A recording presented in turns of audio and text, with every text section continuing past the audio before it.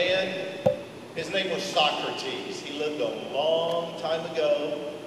He gave long speeches. His friends killed him.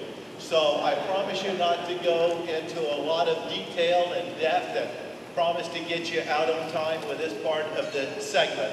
Now, you saw the maneuvering, and you say, well, gosh, aren't we kind of removed from the scheme of things? But where does maneuvering really start? Anybody? What about taxiing? We start maneuvering. So we're going to see a little clip. I know the majority of you have seen that already.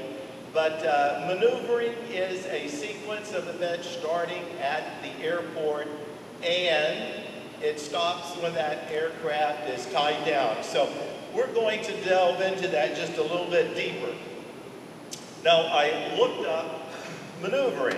Usually I can say, honey, that's my wife, not the dog. But I'd say, honey, what does maneuvering mean to you? And she'd give me a description. I just want to share with you, though, this sweet, wonderful lady of 38 years is going through a bone marrow transplant 2 years out. So I just share that with you because there is hope. There is hope on what we've done in our culture and civilization. But I ask her these questions, and I say, hey, how do you spell so-and-so? So, you know, I feel I'm blessed. But what is maneuvering? Maneuvering is a movement. It is a way of doing something requiring skill and dexterity. And it's a calculated decision. So if you use that reference right out of Webster, you can see that, holy cow, wait a minute, it's more than just flight.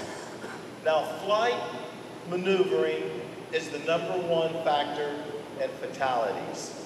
We just don't get out of it alive once you've committed and you've passed that front edge of that curve. It does not necessarily mean climbing and banking. However, we do look at it like that, but it is actually more. And here's the common denominator as we use when we describe what maneuvering is. It's a calculated decision. So I'm going to give you the common denominator for making that calculated decision. Now, when I do this, I know you're going to say, what? So I want you to go ahead and get the what out of the way on the count of 3. 1, 2, 3. What? Good, thank you. Okay, here we go. Calculated decisions are situational awareness. That's what it is. Situational awareness is where we make that calculation and that decision to continue that flight, to taxi, and so forth. So we're led to believe that situation awareness is where you are. How many times have your instructor said to you, where are you? Can you put the plane down? If you have an emergency, where are you? Well, ladies and gentlemen, situation awareness is more than just knowing where you are. It's like that pilot that says, I knew exactly where I was when I ran out of fuel. See that? You know? It's not just running out of fuel and knowing where you are, but somehow you made that calculated decision through situation awareness to be where you are.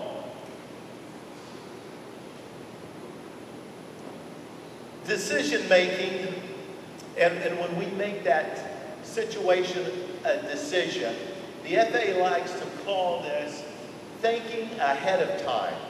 Where are we going to be in that course of that flight? When we go out to pre-flight the airplane for a flight cross-country, when do we really check that airplane out? Well, we should be checking that airplane out the night before, right? Because if there's a problem, what can we do with that problem? We can get it fixed. Whereas we might have the temptation to fly with that airplane and create problems. This is called situational awareness, where you are and what it means to you. So one more time, situation awareness is making a decision ahead of time and evaluating the options. And with this, we will go down. Okay. I wanted you to see this. And of course, it's frozen up. That's okay. Jim, I think I've got that. All right.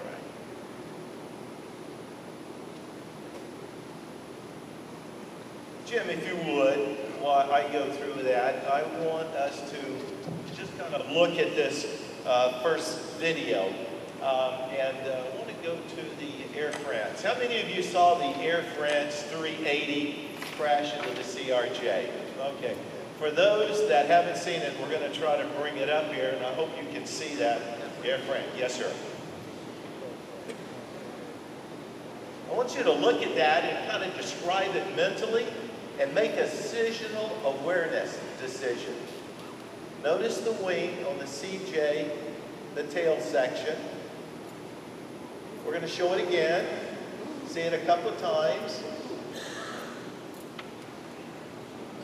See that? How many people have never seen that before? Fantastic. I'll tell you. Sure, you can. Both planes were lucky. And here's why. Here's why. What if that CJ would have been parallel to the fuselage of the 380, and that wing went through the fuselage with those 68 people inside? We don't have fatalities. Yes, we do, even with taxi. This is a very, very lucky situation. All these people are blessed that that wing did not clip the fuselage of a smaller airplane. Now, I don't know about you, but I'm willing to bet that all of our combined income will not pay for the damage of those two airplanes probably for the next 10 years. Situational awareness. It is that decision that we're going to make, calculated ahead of time and reviewing our options. Now, anyone, if you were the pilot, and let me just kind of regress just a moment, that CJR was held up because of traffic in front of it. Now, you're the captain of the Airbus. What would you be thinking right now? Anyone? Anyone, what would you be thinking? Just throw say yes, sir. I'm sorry?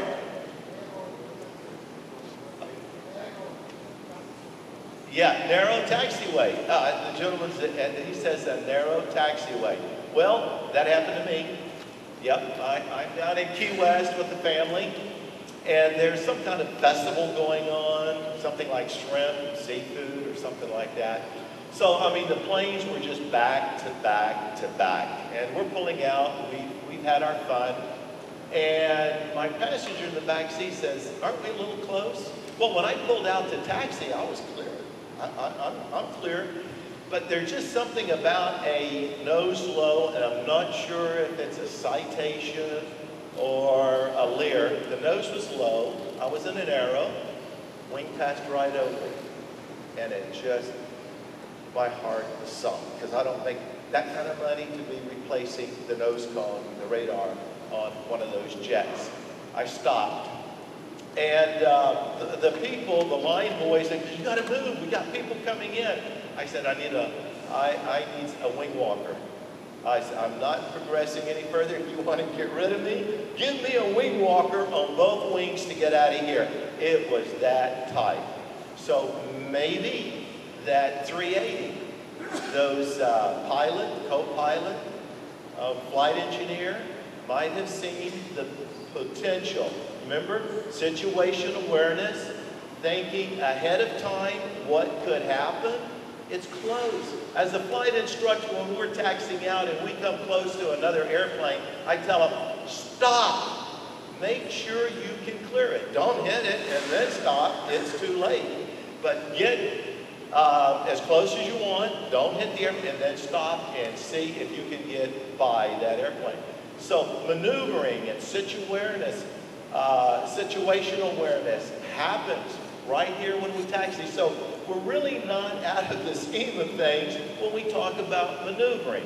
Ladies and gentlemen, there could have been fatalities in this crash if that wing would have punctured that fuselage of that airplane.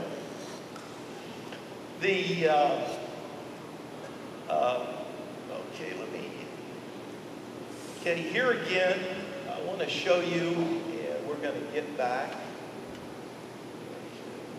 Let's get back to those crashes, please, sir, in the mountains. Yes, sir.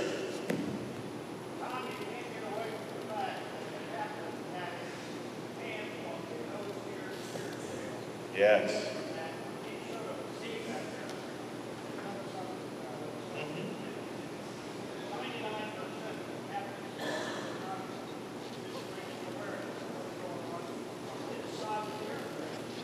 Yes, it's true. The gentleman points out that as a captain, you have a hand wheel, just a small wheel, you can steer the nose gear.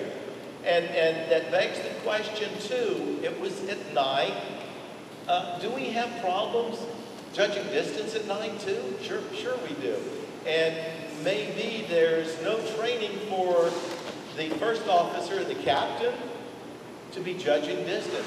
How close am I? If you're close enough, my opinion is just stop. You probably can't see that. Sir? You probably can't see that. Yeah, he says he can't see the wingtip. And remember, the strobes were going off. It was probably blocking his visual. Let's go ahead and here sequence. Yes, sir. That's good. Yeah.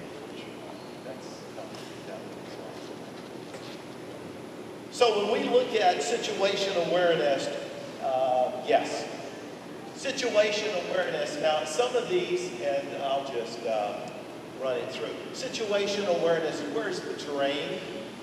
I'm going to make a procedure turn and come back to land. If I do, am I going to be clear of the terrain? How high is the terrain? Was it probably 10, 12 years ago? Reba McEntire's secondary band crashed into the mountains around Las Vegas trying to get out, and at night, dark, no lights. So maneuvering around certain airspace can create problems. Well, what's our job? Our job is to think ahead of time what could possibly happen. Make those calculated decisions, then ask ourselves, what options do I have? And let me tell you, have you ever seen just one option? There's many options.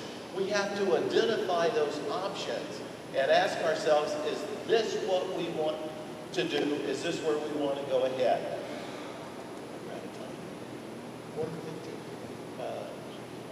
Yes. Yeah, just go ahead and show that. Yes. Okay, so they're telling me that I've got to kind of finish up a little bit here. So let me just skip over and let me just share this with you as I finish up. Situation awareness is, well, I've seen nuts and bolts under the plane before, and I've seen the oil. It flew fine. No need to check the fuel. I saw the truck here earlier, and I told the line boy to fill it up. This fuel smells a little different, but I'm sure it's okay. This is situational awareness. The intersection takeoff will save us a few minutes. I know we're pretty heavy in this load, but there's plenty of runway. I know we can beat the squall line if we take off in the next 5 minutes. This is situational awareness. If this tailwind holds up, we won't have to make that fuel stop. Don't worry about the icing reports. I've flown this flight many times, and I've never picked up a trace. I'm burning 16 gallons per hour instead of 3.5, but I have plenty of fuel. I saw it topped off. This is situational awareness. Remember that squall line we wanted to beat? Well, I think it's lurking in front of us, embedded in the clouds, and the freezing level is dropping. And the turbulence, it's okay. I had the plane fresh out of annual last year. The electrical system seems to be waning a little bit. This is situational awareness. I don't think the ceiling is as low as they reported. I'll drop down a little lower and see if we can break out. It's raining hard and the runways will be flooded, but for me, that's not a problem. The winds have changed direction. No problem, we'll maneuver and circle to land. How low will I have to go to see the runway? This is situational awareness. Remember, maneuvering is making decisions. Can we say decisions are calculated and made ahead of time? Can we consider all those decisions applied? And in closing, ladies and gentlemen, just know we must identify the problems, diagnose them, correct them before they kill us. Whether we are taxiing, taking off, landing, maneuvering in and out of the patterns, in flight and approaches. Be good at situational awareness, and situational awareness will be good to you. I'll reintroduce Jim Maneri. Jim?